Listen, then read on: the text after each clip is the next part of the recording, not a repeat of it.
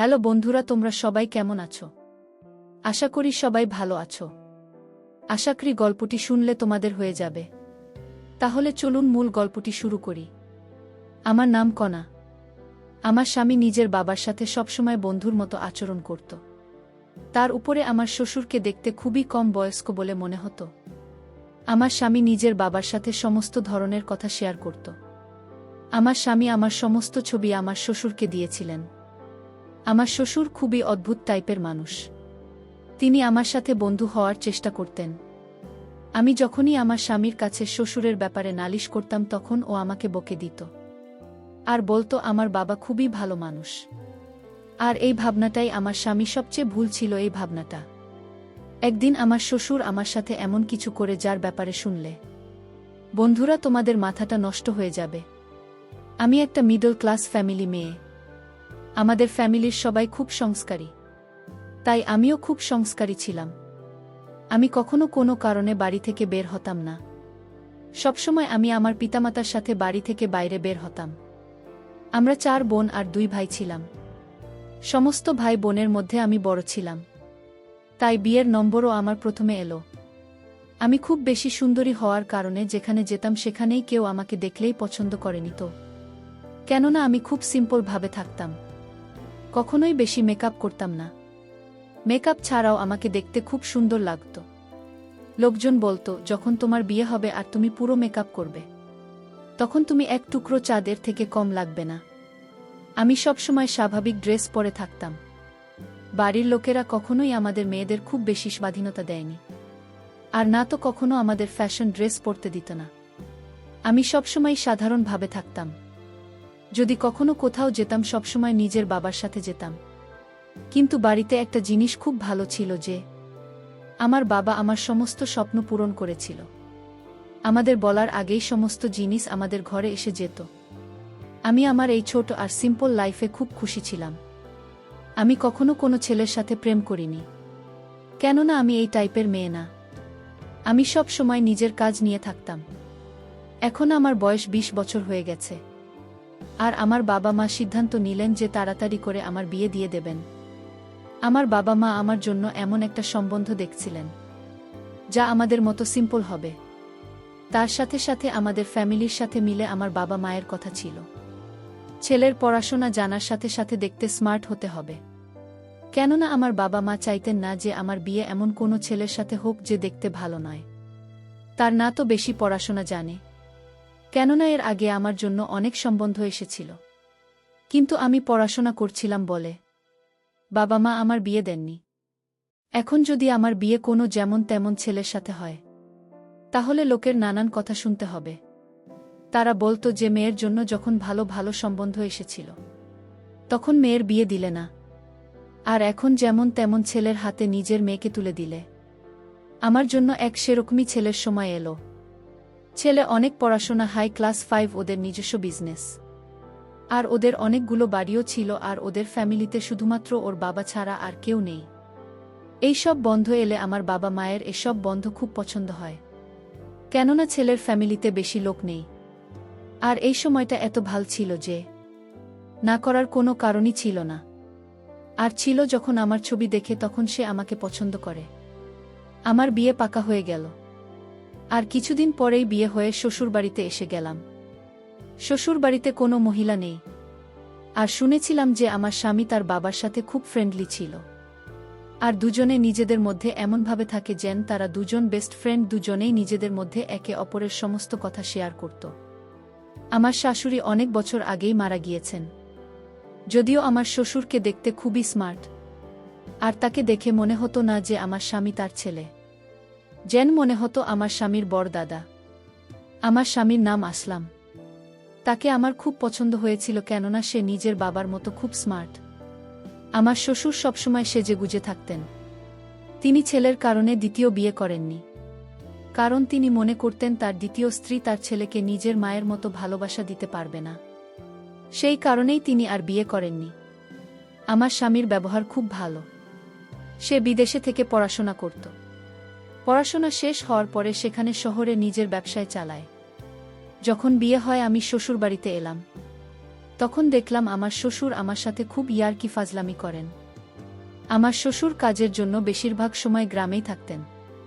শুনেছি তার একটা বাংলো আছে। তার শ্বশুর সেই বাংলোতেই থাকতেন। এদিকে আমার স্বামী ঢাকা শহরের বাড়িতেই থাকত। যখন আমার শ্বশুরের মন হতো তখন এখানে এসে থাকতেন, আর যখন মন চাইতো তখনই ঘর বাংলোতে থাকার জন্য চলে যেতেন।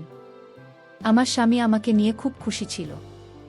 সে বলতো, আমি জানতাম না যে এত সিম্পল আর সংস্কৃতি বা মেয়ে আমার জীবনে আসবে। সে তো বিশ্বাসই করতে পারত না যে আজকের যুগে এতটা সংস্কারী আর সিম্পল মেয়ে এখনো আছে, কেননা মডার্ন যুগ আর সব মেয়েরাই এই যুগে নিজেকে মডার্ন বানিয়ে রাখতে চায়। কিন্তু আমার স্বামী বলতো, তুমি যত সিম্পল থাকতো সুন্দর লাগে, তোমার সিম্পলই তোমার সৌন্দর্যের পরিচয়।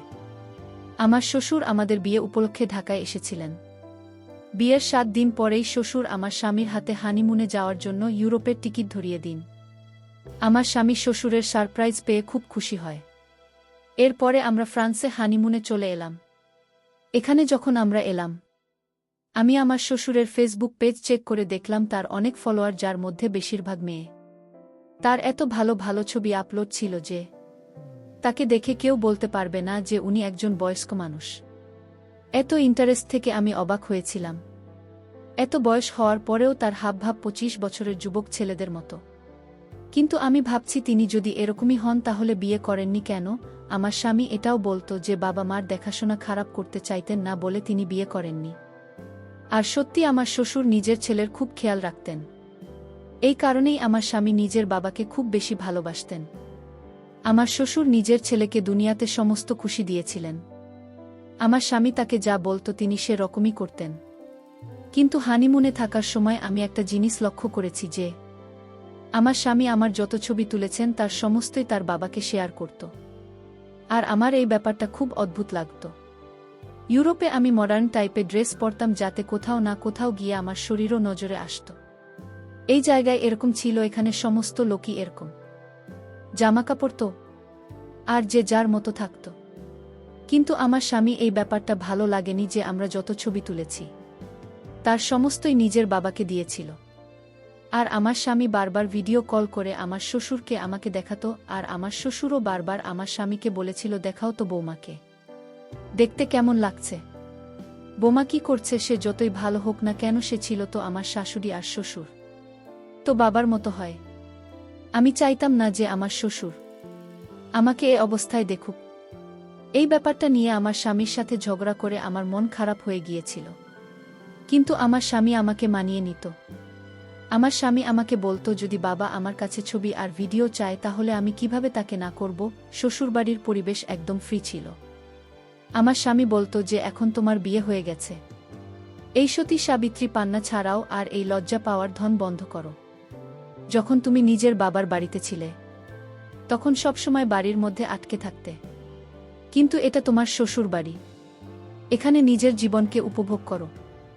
আমাদের হানিমুন কমপ্লিট হয়ে গেছে আর আমরা বাড়িতে চলে এসেছি। যখন আমরা বাড়িতে এলাম তখন আমার শ্বশুর আমাদেরকে দেখে আমার স্বামীকে ধরে কাঁদতেছিল। এরপরে তিনি আমার দিকে ও গলা মেলার জন্য এগিয়ে আসছিলেন। আমি তাকে থামিয়ে দিল, আমার পিছনে সরে এলাম। আমার এই ব্যবহার আমার স্বামীর ভাল লাগেনি, কিন্তু শ্বশুর এই ব্যাপারটা হেসে কাটিয়ে দিলেন আর তিনি পিছনে পিছিয়ে গেলেন। কিন্তু আমি লক্ষ্য করলাম আমার স্বামী আমার দিকে ঘুরছিল। আমি শ্বশুরের সাথে কোনো কথা না বলে নিজের ঘরে চলে গেলাম। কিছু সময় পরে আমার স্বামী ঘরের মধ্যে এসে আমাকে বলতে লাগল, আমার কাছে তোমার এই ব্যাপারটা একদমই ভাল লাগেনি। তুমি আমার বাবার সাথে ভালো ব্যবহার করেনি। সে তোমার সাথে গলা মেলানোর জন্য আসছিল, তা তুমি পিছনে সরে গেলে। আমি আসলামকে বললাম, তিনি আমার শ্বশুর, তিনি কিভাবে আমার গলা পারেন? আমার স্বামী বলল, বড়লোকদের মধ্যে এরকম আচরণ খুবই সাধারণ ব্যাপার। তুমি কিভাবে জানবে? তুমি তো সারা জীবন ঘরের মধ্যে বন্ধ থেকে জীবন কাটিয়ে দিয়েছে। এমনিতে তো স্বামী আমাকে খুব ভালোবাসত, কিন্তু যখনই ওর বাবার কথা আসে তখনও সিরিয়াস হয়ে যেত। এভাবেই দিন কাটতে লাগল। তার দিন দিন আমার প্রতি আমার শ্বশুরের ব্যবহার অদ্ভুত লাগতে লাগল। এই অবধি ঠিক ছিল যে আমার স্বামীর সমস্ত কথা নিজের বাবার সাথে শেয়ার করত। কিন্তু অবাক তো আমি তখন হয়েছিলাম যখন জানতে পারলাম আমার স্বামী আমাদের স্বামী স্ত্রীর মধ্যে যা হয় সব কিছু নিজের বাবার সাথে শেয়ার করে। এটা হয়তো আমার স্বামীর জন্য কোনো বড় ব্যাপার ছিল না, কিন্তু আমার মনে এটা অনেক বড় ব্যাপার। আমি তো আমার মার সাথে এসব ব্যাপারে কখনো কোনো কথা বলতে পারবো না। কেননা স্বামী স্ত্রীর মধ্যে হওয়া কথা কারো সাথে শেয়ার করা উচিত না। সমস্ত কথা ওর বাবাকে বলে দিত। আর এই ব্যাপারে আমার স্বামী নিজেই আমাকে বলতে থাকত। ও যখন আমাকে বলতো, আমি তোমার এই কথা বাবাকে বলেছি, তার বাবা তোমার কথা শুনে মজা পেয়েছে। আমি এই সব কথায় খুব রেগে যেতাম। আমার এই ব্যাপারটা একদমই ঠিক বলে মনে হতো না। এখন তো ধীরে ধীরে শ্বশুরের ব্যবহার আমার আরও বেশি অদ্ভুত মনে হতে লাগল। কেননা আমি শুনেছিলাম যে আমার শ্বশুর বেশিরভাগ সময়ে ঘর বাংলোতেই থাকতেন। কিন্তু যেদিন থেকে আমার বিয়ে হয়েছে সেদিন থেকেই তিনি বাড়িতেই থাকতে শুরু করেছেন। তিনি তো এখান থেকে যাওয়ার নাম অবধি করছেন না। আর সবসময় আমার দিকে তাকিয়ে থাকতেন। আমার সাথে খুব খারাপ খারাপ কথা বলতেন, যেটা শোনার সাথে সাথে আমি লজ্জায় পড়ে যেতাম। আমি যখন আমার স্বামীকে নিজের শ্বশুরের ব্যবহারের ব্যাপারে বলতাম, তখন ও বলতো, আমার বাবা মডার্নার বড় লোকদের সাথে চলাফেরা তার অভ্যাস, এরকম হয়ে গেছে। এটা তো তোমার কপাল ভালো যে আমার বাবা ও অন্যান্যদের মতো তোমার উপরে কোনো বিধিনিষেধ করেননি। তুমি এত ভাল শ্বশুর পেয়েছ, তাই তো তোমার এসব সহ্য হচ্ছে না।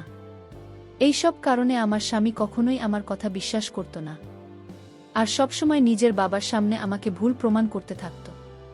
আমার সঙ্গে বারবার একটাই কথা বলতো, হাই স্ট্যাটাস এর লোকেরা এরকমই হয়, আমি তো মিডিল ক্লাস ফ্যামিলির মেয়ে ছিলাম, তাই আমাদের ব্যবহার তাদের সাথে হয়ে ওঠেনি। আমাদেরও বড় লোকদের সাথে উঠাপসা ছিল, কেননা আমাদের বেশিরভাগ আত্মীয় স্বজনের অনেক বড়লোক। মাঝে মাঝে আমার মনে হতো আমার স্বামী আমার সম্মানের কোনো পরোয়াই নেই তো, কেননা আমি শ্বশুরের খারাপ ব্যবহারের কারণে তার সাথে কথা বলা বন্ধ করে দিয়েছি। আমার স্বামী বলতো, আমার বাবার এই বাড়িতে থাকা অবস্থায় কখনো যেন এরকম মনে না হয় যে তুমি তার সাথে কথা বলছো না। যদি এরকম হয় তাহলে আমার থেকে খারাপ কিছু হবে না।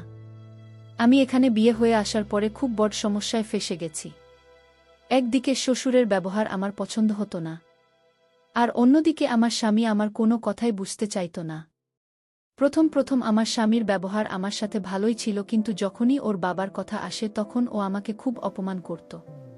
একদিন তো আমরা একটা অনুষ্ঠানে গিয়েছিলাম, আর ওখানে তো আমার শ্বশুর সমস্ত সীমা পার করে দিয়েছিলেন। আমার শ্বশুর নিজের বন্ধুদের সঙ্গে আমার পরিচয় করালো। আমার শ্বশুরের বন্ধুরাও তার মতোই পুরো যুবক দেখতে। আমার শ্বশুর বারবার নিজের বন্ধুদের সাথে আমার পরিচয় করাতো। আমার এসব একদমই পছন্দ হচ্ছিল না। তাই আমি আমার স্বামীকে বললাম যে, দেখো, তোমার বাবা তার বন্ধুদেরকে বারবার আমাকে দেখাচ্ছেন, নিজের বোমাকে নিজের বন্ধুদের দেখাতে। আমার স্বামী বলল, শুরু হয়ে গেল। সে বলল, কনা প্লিজ, তুমি পুরনোদের চিন্তাধারা থেকে বের হব। আমরা প্রথমবার বিয়েতে এসেছি, কিন্তু কেউ তোমাকে চেনে না, আর তাই তো বাবা সবাইকে তোমাকে চিনিয়ে দিচ্ছেন। আমি আমার স্বামীকে যাই বলতাম না কেন, ওর কানে আমার কথা ঢুকত না। আমার এখন ভিতরে ভিতরে ভয় করতে শুরু করেছে, কেননা আমি বুঝতে পারছি যে আমার সামনে নিজের বাবাকে যতটা ভালো মনে করি তিনি সেরকম একদমই না।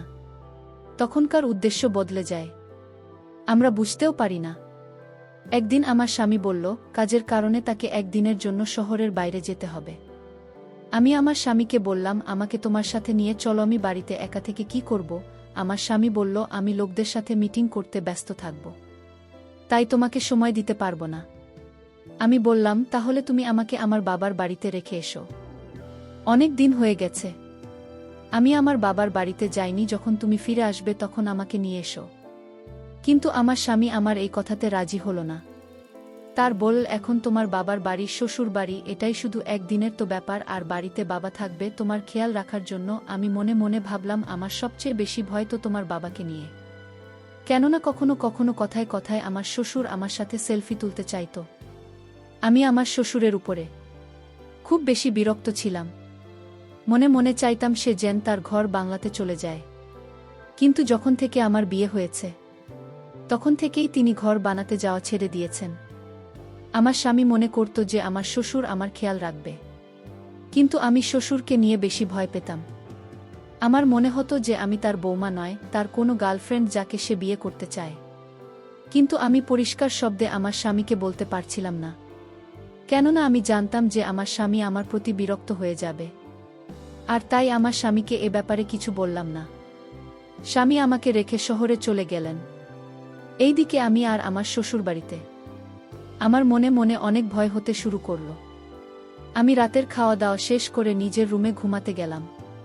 আমি রুমের দরজা ভিতর থেকে নল করে ঘুমিয়েছিলাম। রাত যখন একটা বাজে তখন আমার রুমের দরজায় নক পড়ল। আমি বুঝতে পারছিলাম এটা শ্বশুর আব্বাই ছাড়া আর কেউ না। আমি রুমের ভিতর শুয়েছিলাম। আমি যখন শ্বশুরের ডাকে সাড়া দিইনি, তখন শ্বশুর আব্বা জোরে জোরে দরজায় নক করতে থাকে। আমার ভয় সারা শরীর কাঁপতেছিল। আমি দরজায় আওয়াজ পেয়ে আমি বলেছিলাম, কে? শ্বশুর আব্বা বলল, বোমা, আমি তোমার শ্বশুর আব্বা। দরজাটা একটু খোল। দরকার ছিল। আমি আর রুমের দরজা না খুলে পারলাম না। আমি রুমের দরজা খুলে দিলাম। শ্বশুর আব্বা তখন আমার রুমে ঢুকল। আমি বললাম, শ্বশুর আব্বা, এত রাতে আমার রুমে কেন আসলেন? শ্বশুর আব্বা বললেন, কেন, তোমার রুমে আসতে কি আমার মানে আছে? শ্বশুর আব্বা বলল, বোমা, আজ বাড়িতে কেউ নেই।